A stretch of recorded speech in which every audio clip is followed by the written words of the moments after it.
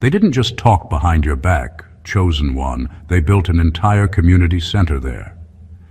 If you've ever been the quiet force in the room, the one who doesn't chase attention yet somehow becomes the topic, then you already know. When people can't control you, they try to control your narrative. And when that fails, they don't just whisper. They organize a full-blown smear campaign with more creativity than they've ever put into their own lives. Here's the twisted part. Research in social psychology shows that people are more likely to believe a lie they hear repeatedly, even when it's been debunked, simply because it feels familiar in their mind. Not true, just familiar. In other words, they're not just lying about you, they're rehearsing it like a script, hoping repetition will turn fiction into facts in the eyes of those who never bothered to know the real you. And that's exactly where things snap into focus. This isn't just petty gossip. This is a coordinated attempt to rewrite who you are because who you actually are is inconvenient to their storyline. Your growth exposes their stagnation. Your self-respect disrupts their control. Your refusal to play the clown in their circus makes you the villain in their play. So they do what threatened, small-hearted people do. They gather, they exaggerate, they distort, and they serve your name on a platter to anyone hungry for drama and allergic to truth. But here's what they never calculated.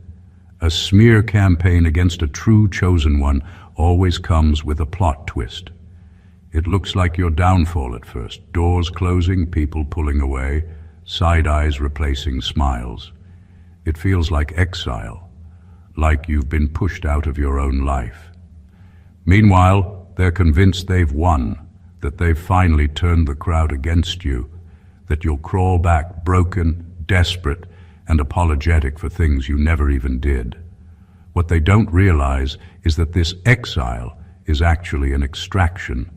You're being quietly pulled out of polluted environments, fake alliances, and one-sided dynamics that were never worthy of your destiny in the first place. They think they're burying you, but they're just removing you from their access.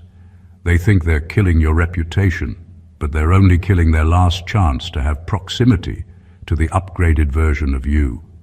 And while they're busy obsessively managing your image, something else is happening in the background. Patterns are forming. People start noticing that the person they describe and the person you actually are don't match. They see how peaceful you remain, how you don't launch counter-campaigns, how your life, your work, your presence carry a weight. Their words simply don't. Slowly, quietly, the smear begins to rot from the inside, and the stench doesn't come from your name. So this isn't just a story about them attacking you. This is a ruthless, unfiltered breakdown of what's really going on behind that smear campaign, and why, in the end, the ending will be brutal, but not for you, for them, because when the dust settles, your character will still be standing. Their credibility won't. Number one, they're not destroying your name. They're exposing their own spiritual bankruptcy. When people launch a smear campaign against you, it feels personal, brutal, and unfair. But underneath all that noise, something very revealing is happening. They're not just talking about you, they're accidentally telling the world everything about themselves. Every lie, every twisted story, every exaggerated warning about you is like them standing on a stage with a microphone saying, "Look how insecure, threatened, and empty I really am." Smearing someone takes effort. They have to think about you, talk about you, repeat your name, study your movements, and keep retelling the same story to anyone who will listen. That's not power, that's obsession. Strong, secure people don't have time to campaign against someone else. They're too busy building their own life. The ones who choose to smear you are basically announcing that they have nothing solid of their own to stand on, so they lean on trying to tear you down instead. The ugly truth is this: if your presence didn't expose their weaknesses, they wouldn't be this invested in your downfall. You showed up with integrity, growth, and a kind of quiet strength that made their insecurities itch. Maybe you refused to be controlled. Maybe you stopped playing small. Maybe you stopped tolerating disrespect. Whatever it was, your decision to stand in your truth made them feel smaller in theirs. Rather than level up, they chose the cheaper route, attack you. Over time, people start to pick up on this pattern. They notice how often your name leaves their mouth. They notice how their stories always paint them as the victim and never the villain. They notice that your life, your actions, and your energy don't match the ugly picture being painted. Slowly, the spotlight shifts. The smear doesn't make you look dangerous. It makes them look desperate. So no, they're not destroying your name. They're draining their own credibility, their own integrity, their own soul. And when everything comes out in the long run, it won't be your character on trial. It will be theirs. Number 2, the smear campaign only works on people who were never meant to sit at your table. One of the harshest truths you learn through a smear campaign is this: the people who turn on you that fast were never really with you. They were standing near you, not standing for you. And when the lies start spreading, their reaction exposes exactly where they belong in your life. Anyone who hears a one-sided story and instantly changes toward you is showing their true colors. No questions, no benefit of the doubt, no, let me hear from them first. Just instant judgment. That's not loyalty, that's convenience. They were around for what you gave them: access, energy, validation, connection, not because they genuinely valued who you are at your core. It's painful when they pull away, but that pullback is a gift in disguise. The smear campaign becomes a sorting system. It separates the ones who were only there for the good times from the ones who are built for depth, honesty, and real connection. Because real ones don't cut you off based on gossip. Real ones come straight to you and say, "This is what I heard. Talk to me. I know you better than this." Anyone who doesn't do that is telling you everything you need to know. The truth is, some people were sitting at your table with bad intentions, quiet jealousy, or secret resentment. They laughed with you, but they didn't clap for you. They listened to your dreams, but your growth made them uncomfortable. The smear just gave them an excuse to step into the role they were already rehearsing in their mind.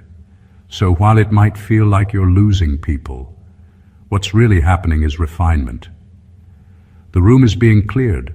Fake supporters, shallow friends, and weak-hearted people are being filtered out without you having to beg, argue, or prove your worth. They disqualified themselves. The ones who stay, who ask, who stand by you, those are the ones who deserve a seat at your table. The rest? They were just passing through, and the smear campaign simply sped up their exit. Number 3. Their obsession with you is proof you've already outgrown their entire ecosystem. When someone becomes obsessed with you, especially in a negative way, it isn't about your actions, it's about their fear. The more energy they pour into plotting, gossiping, or smearing your name, the more obvious it becomes that you are operating on a completely different level.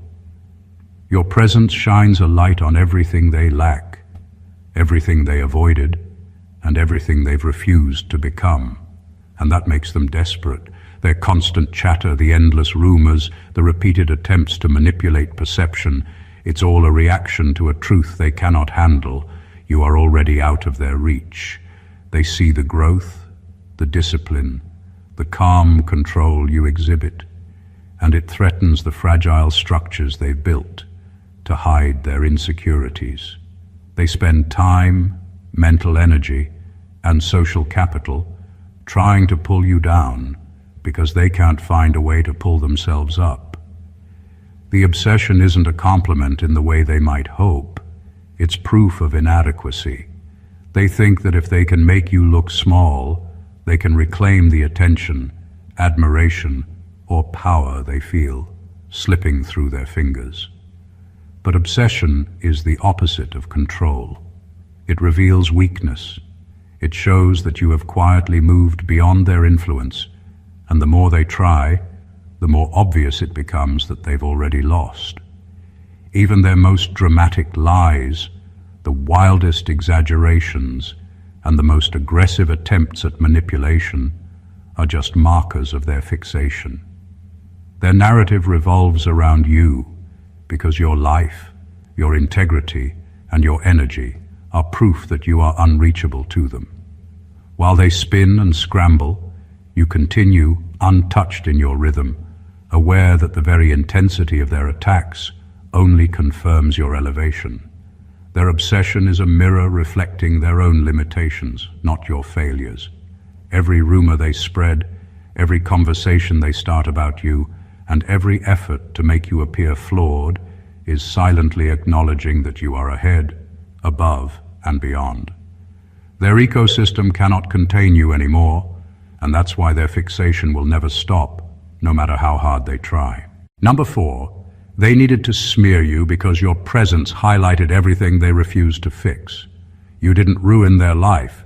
You didn't destroy their peace. You didn't do something terrible. You simply existed as living proof that change, effort, and accountability are possible. And that alone was enough to make them feel exposed. Your growth reminded them they were staying the same. Your integrity reminded them how often they lie to themselves and others.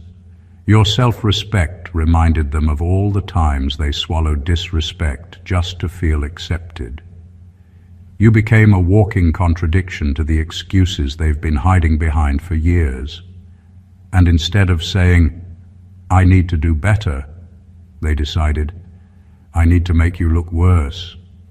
Your discipline made their laziness obvious.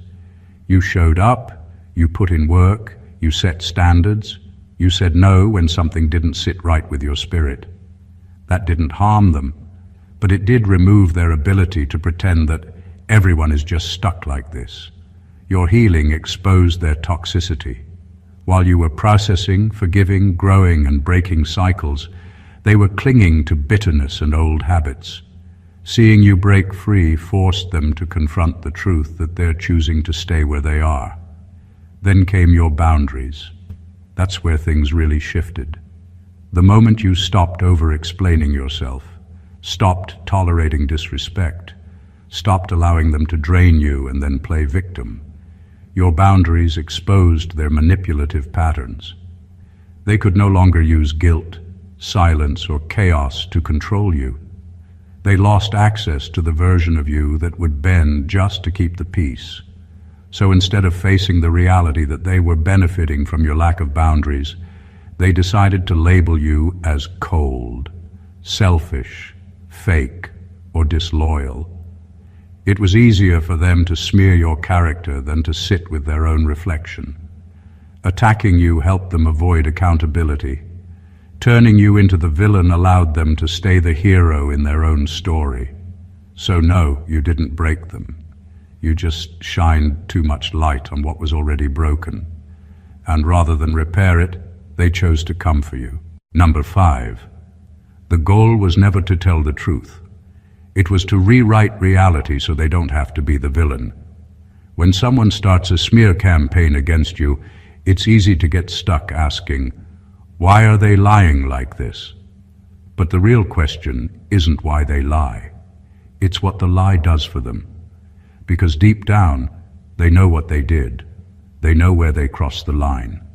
They know the moments they used you, disrespected you, or betrayed you. The smear is not about exposing who you are. It's about protecting who they refuse to admit they've become. Smear campaigns are not built on facts. They're built on emotional anesthesia. They can't sit with the reality that they were cruel, selfish, manipulative, or ungrateful, so they twist the story until you become the unsafe one. They paint you as the betrayer, the abuser, the liar, the problem. That way, they don't have to feel guilty for what they did. In their mind, they're not abandoning you. You deserved it. They're not betraying you. They're escaping you. See how that works? The lie numbs their responsibility. They need your name damaged so their conscience can stay untouched. If people see you as the monster, then they never have to explain why they walked away, why they switched up, why they did what they did. The uglier they make you look, the more justified they feel. It's their way of saying, I'm not the villain, I was just defending myself. Even when the truth is, they're defending their ego, not their safety. This isn't justice, it's self-medication with lies. Gossip becomes their painkiller. Exaggeration becomes their bandage. Over-dramatizing what happened becomes their escape from responsibility.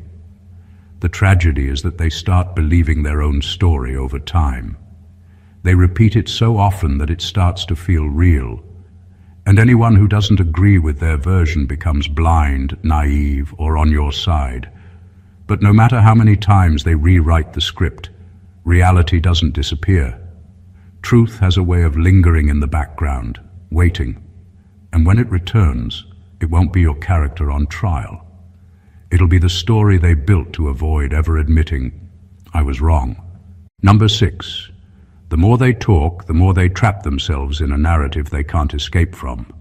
Smear campaigns have a dangerous weight for the people running them, one they rarely realize. Every time they open their mouth, type a message, or whisper your name, they add another brick to the cage they are building around themselves. Lies are heavy. They need constant upkeep, constant repetition, constant attention, because the truth doesn't need anyone to defend it. Every fabrication requires memory, strategy, and effort, like maintaining a house of cards on a windy day.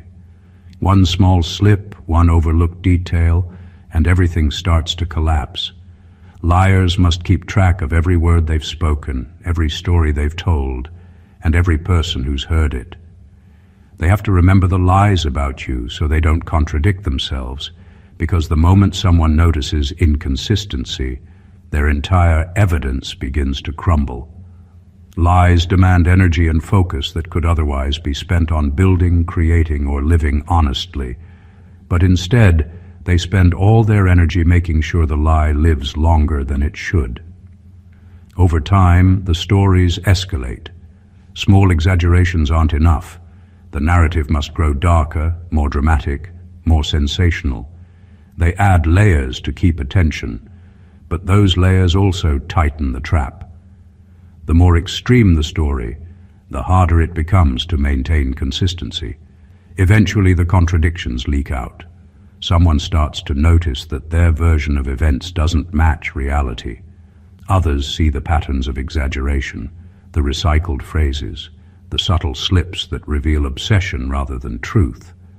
They think they are building a case against you, creating proof that you are the problem, the villain, or the disruptor. But the reality is the opposite. Every lie, every rumor, every overblown anecdote they push into the world becomes a marker of their own deceit. They are not exposing your character. They are creating a record of their own desperation, insecurity, and moral weakness. The louder they shout, the clearer it becomes. They are prisoners of the very story they wanted to control. Number 7. The smear forced you into isolation, but isolation is where the chosen are recalibrated, not destroyed. When the smear campaign hits, one of the most painful parts is how people start pulling away. Calls stop. Invitations dry up. Rooms you used to walk into freely suddenly feel cold and distant. They wanted you to feel rejected, abandoned, and powerless. In their mind, if they could isolate you, they could break you. But they miscalculated who you are. Isolation for someone like you doesn't work the way they think it does. When the noise dies down and the crowd disappears, something powerful starts happening behind the scenes. Without their opinions in your ear, without their projections smothering your identity, you finally have space to hear yourself clearly. You begin to feel the difference between who you truly are and who they tried to convince you that you were. The confusion starts to lift. The fog starts to clear. You're no longer reacting to their drama. You're reconnecting to your direction. In that quiet, you gain clarity. You see the patterns you were too busy to notice before. You see who was draining you, who was using you, who only stood beside you because it benefited them. You recognize the emotional traps you kept walking into. You see where you were shrinking just to keep certain people comfortable. The same isolation they meant as a cage becomes a mirror and then a map. Then comes strategy. Once your emotions settle and your spirit stops wrestling with the shock of abandonment, your mind starts moving differently. You start planning from a higher place, not from survival mode. You begin making decisions based on alignment, not approval. You redefine what you'll accept, what you'll tolerate, and what you're done entertaining for good. They thought they were punishing you by cutting you off. What they actually did was remove access to your energy, your loyalty, your presence, and your light. They removed distractions, not your destiny. The isolation they engineered as a weapon became your sanctuary, your training ground, your reset point. By the time you step back out, you're not the same. You're sharper, calmer, more aware, and more aligned. They tried to bury you in silence, not realizing that silence is where the chosen don't die. They evolve. Number 8. Their smear campaign proved that you were the glue, the light, and the silent backbone the entire time. One of the most ironic outcomes of a smear campaign is what happens after they successfully push you out. They work overtime to convince everyone that you were the issue, that everything would be better without you, that peace would return once you were gone. They cast you as the storm in the story, but once they finally remove you, something very exposing happens. Everything starts collapsing without you there. You don't have to defend yourself. All you have to do is watch patterns. The same friendships that used to thrive when you were present suddenly feel strained. Group chats go dead. Energies shift. People who used to be cool with each other start clashing. Old drama resurfaces. Unspoken tensions that you used to quietly manage start exploding because the invisible mediator is no longer in the room, you. You were the one calming things down, diffusing awkward moments, translating misunderstandings, and holding space for people who were secretly at odds. And you did it so naturally that even you didn't realize how much weight you were carrying. They thought removing you would fix everything, but your absence exposes a hard truth. You weren't the problem, you were the balance. You were the one who remembered birthdays, checked on people, smoothed over conflicts, and adjusted your energy to keep peace. You absorbed the disrespect, overlooked the side comments, and stayed patient to stop situations from blowing up. When you left, all of that unrecognized labor disappeared with you. Now the room gets to feel what it's like without your stabilizing presence. And it's not as peaceful as they promised it would be. Their mask starts slipping too.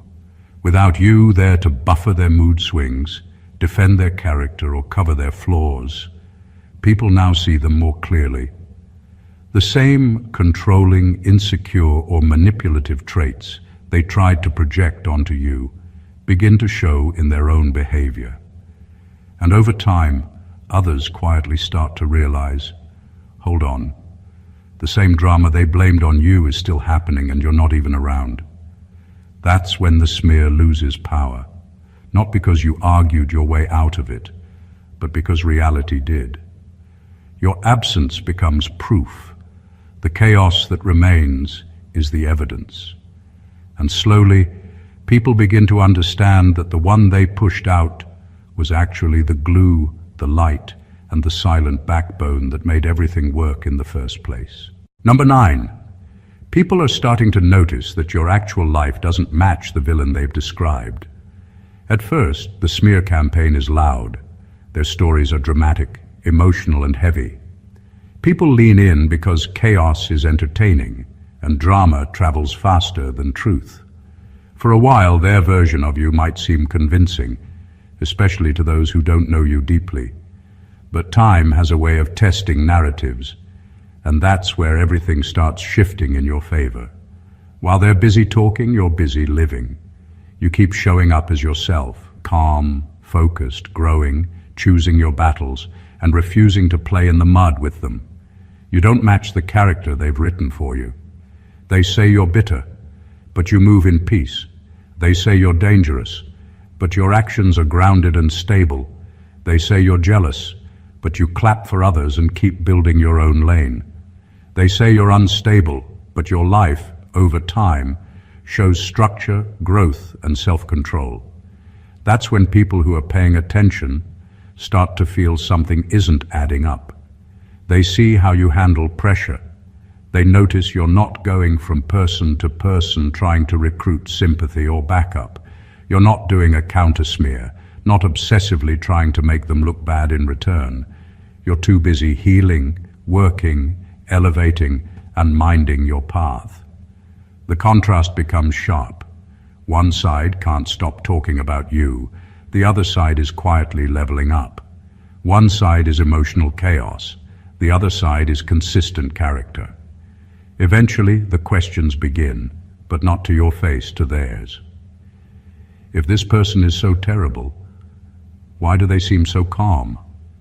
If they're really that toxic, how come I've never experienced that from them? If they're the problem, why does their life show more growth than destruction? That quiet mismatch between your reputation and your reality becomes your loudest defense. You don't need long speeches. You don't need to flip tables or expose every detail. Your life begins to testify for you. Your consistency becomes your lawyer. Your peace becomes your statement. And over time, the smear no longer makes you look like a villain.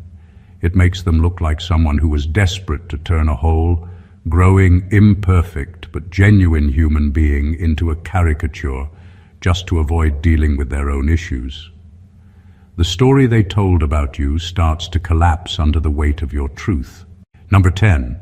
What they meant for social execution became your spiritual separation notice. Smear campaigns feel like a public death sentence. They try to erase you from circles, ruin your name, and make you untouchable in spaces you once belonged to. They want you socially executed, cut off, cancelled, and discarded. But what looks like a brutal ending on the surface is often something much deeper in disguise. A separation that needed to happen, but you would have never initiated on your own. You were never meant to stay where they tried to bury you. Long before the smear, you started feeling it, those quiet inner nudges, the discomfort, the way your spirit felt heavy around certain people, the way you kept shrinking yourself to keep the peace, the way you questioned your own value because of how casually they treated you. You knew something was off. You may have even prayed for clarity, for a sign, for elevation, for a way out of cycles that drained you. You just didn't know the exit door would look like betrayal and lies.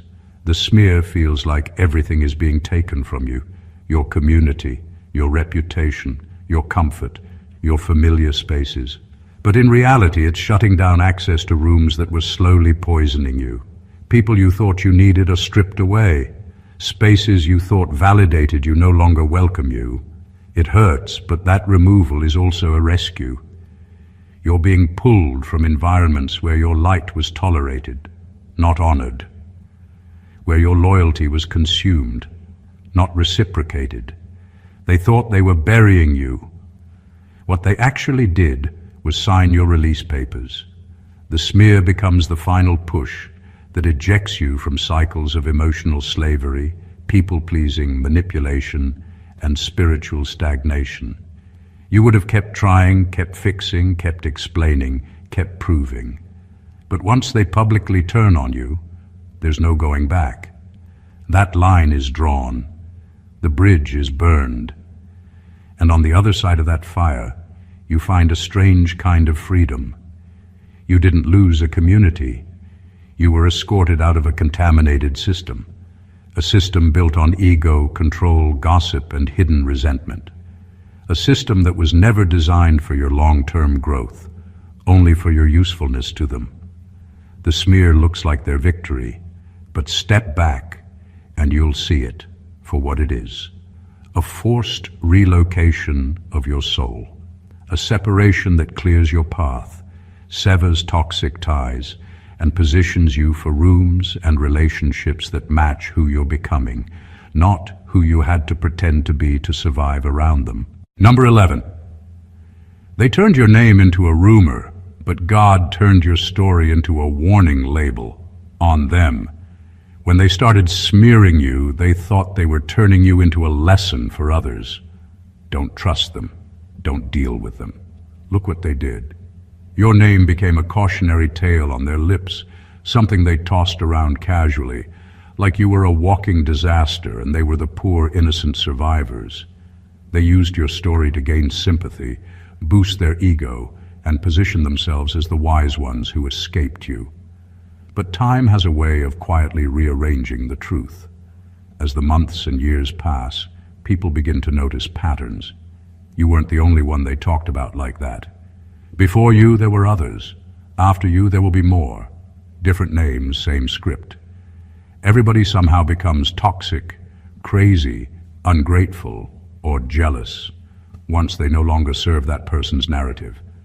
And that's when something clicks in the minds of those watching. You are not the common denominator. They are. Your name, which they tried to stain, slowly starts to mean something else entirely. People realize, wait, they said the same thing about this other person, and another, and another. At some point, the math stops mathing. The problem can't always be everyone else. The storm can't follow them from person to person without them being the lightning. Without you saying a word, your experience with them becomes a reference point. New people come around them, hear your story in their twisted version, and brush it off at first.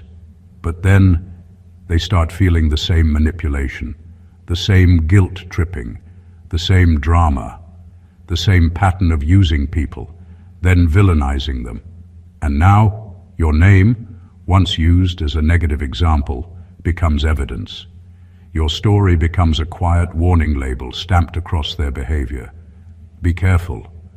This is what they do to people. They thought dragging your name would forever damage you. Instead, it built a trail of receipts they didn't intend to create. You weren't the cursed one. They were the unstable thread running through every broken relationship, every fallout, every "they did me dirty" story. Your story doesn't frame you as the one to avoid. It exposes them as the one who cannot be trusted.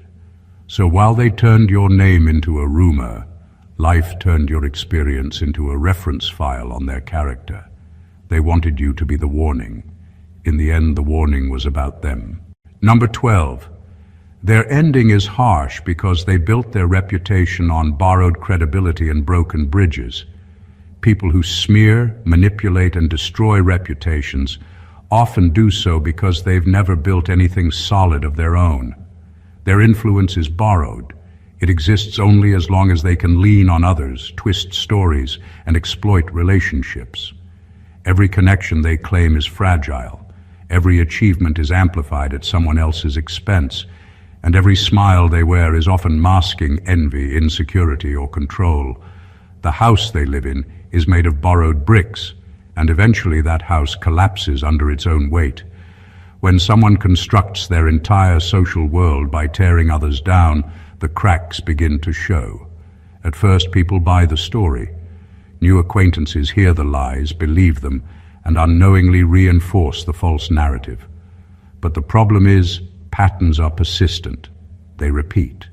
Lies that were effective once need to be repeated over and over, and eventually, consistency becomes the enemy. People start noticing a rhythm of destruction. Every friend is accused, every circle fractured, every victory they celebrate is built on someone else's expense. That pattern sticks out more than any single rumor ever could. Slowly, trust erodes. Even the people who initially supported them start keeping distance, feeling the instability and exhaustion of being around someone whose relationships are always transactional. Opportunities begin to dry up because no one wants to invest energy into someone who thrives on sabotage rather than collaboration. Their short-term victories, the gossip, the attention, the fleeting control, feel satisfying at the moment, but it's a high that doesn't last. The long-term consequences are brutal. They've burned the bridges that could have carried them forward, borrowed credibility that eventually expires, and a network that once amplified them now avoids them entirely. People see through the chaos, the exaggerations, the manipulations. Doors close, opportunities vanish, and the energy they once commanded turns into distance and indifference. In the end, the smear may have temporarily made them feel powerful, but their life, their reputation, and their relationships bear the cost. They win the drama, but they lose the life. The harsh ending wasn't delivered by karma. It was written by the very system they themselves constructed. Number 13. Your loss was external. Their loss is internal, and internal losses are the ones you don't easily recover from. When people smear you, it often feels like the world is shrinking. Friends turn away, circles fracture, opportunities vanish. It hurts, it stings, it feels like rejection in its rawest form. But that pain is external. It's about environments and relationships, things you can rebuild, replace, and even improve on with time. Losing them doesn't define your future, it protects it.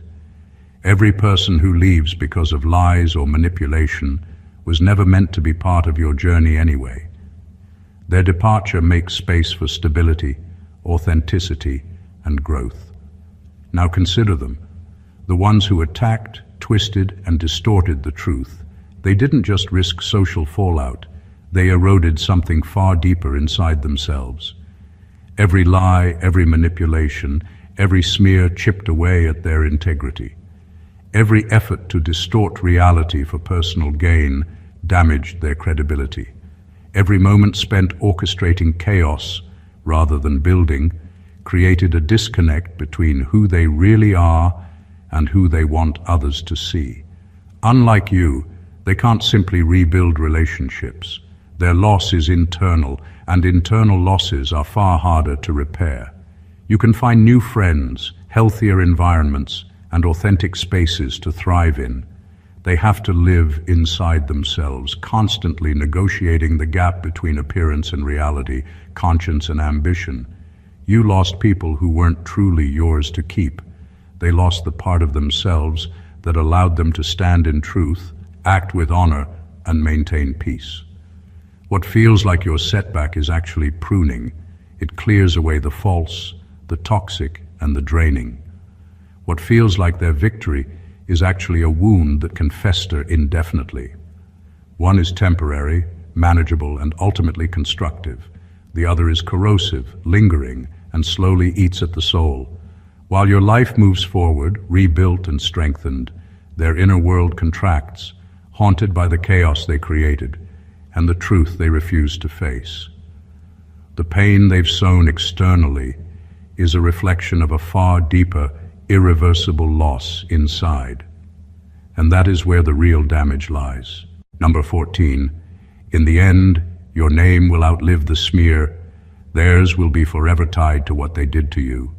No matter how loud the lies, how widespread the gossip, or how intense the smear campaign, time has a way of separating truth from theatrics. Your name, your character, and your life are bigger than the attempts to diminish them. The smear may feel like a tidal wave in the moment, but in the grand narrative of your life, it's only a small chapter, one that you move through, survive, and rise above. Your legacy isn't written by their venom. It's written by the consistent, disciplined, and authentic life you lead. Over time, people start noticing the mismatch between the story they've been told and the reality they witness. Your actions, your energy, your resilience, they tell a story they cannot rewrite. While they tried to make you appear small, chaotic, or flawed, your life quietly demonstrates growth, strength, and integrity. That contrast becomes undeniable, and the smear loses its weight. What was meant to be your downfall instead becomes a footnote, a remember when, in the larger triumphant story of who you are. For them, the opposite is true. Their moment of power becomes permanent evidence. Every lie, every rumor, every effort to manipulate perception becomes tied to their name, not yours. History, memory, and people's intuition remember patterns, not just one-off incidents. They will be remembered as the ones who tried to destroy someone irreplaceable. And in doing so, they reveal their own insecurity, weakness, and inability to create rather than destroy. Their identity becomes inseparable from the damage they attempted to inflict. The smear ends, but the consequences of it linger far longer for them than for you. Your story continues, growing, evolving, and expanding. Their story is frozen in the moment of their attempt, a cautionary tale of envy, obsession, and moral compromise. And that is their self-authored ending, brutal, revealing, and inescapably theirs, while your name outlives every shadow they tried to cast. Conclusion. The journey through a smear campaign is never easy. It feels like betrayal, rejection, and chaos all rolled into one. The people you trusted, the circles you cherished, and the environments you worked hard to thrive in can suddenly feel foreign, cold, and hostile. But here's the undeniable truth. Everything they tried to do to break you, isolate you, or define you was never actually about you. It was a reflection of their own insecurities, shortcomings, and fears. Every lie they spread, every rumor they whispered, every attempt to rewrite your reality revealed more about them than it ever could about you. In that crucible of conflict, something extraordinary happens. The smear, while painful, becomes a catalyst for growth. Isolation sharpens your clarity. Distance strengthens your alignment. The chaos around you exposes the patterns of those who cannot be trusted, allowing you to prune what no longer serves your journey. Your consistency, discipline, and integrity shine brighter in contrast to their desperate attempts to diminish you. What they meant to destroy, the truth of who you are, your peace, your power, emerges even stronger, unshakable, and undeniable. Every lie they told becomes a marker of their own moral failure. Every attempt to rewrite your story becomes evidence of their obsession and inability to create, build, or evolve. And while their short-term victories may have seemed loud, the long-term consequences belong to them. The bridges they burned, the credibility they squandered, and the chaos they left in their wake will define them far more than the fleeting power they tried to claim over you. Meanwhile, your legacy continues to grow, rooted in truth, authenticity, and resilience. You rise, you evolve, and you become the embodiment of what they could never understand or replicate. The harsh reality of a smear campaign is that while they hope to leave a mark on your life, the permanent mark is theirs. Their ending is tied to the chaos they caused, while yours is written in clarity, strength, and elevated purpose. You are not defined by their lies. You are defined by your response, your growth, and the life you continue to build beyond their reach. In the end, the story speaks for itself, and the truth always finds a way to shine through. If this message resonated with you, make sure to subscribe to the channel for more insights that elevate, empower, and expose the truth. Like this video to show your support, comment below to share your thoughts or experiences, and don't forget to share it with someone who needs to hear this today. Your journey deserves to be seen, understood, and celebrated. Stay blessed always.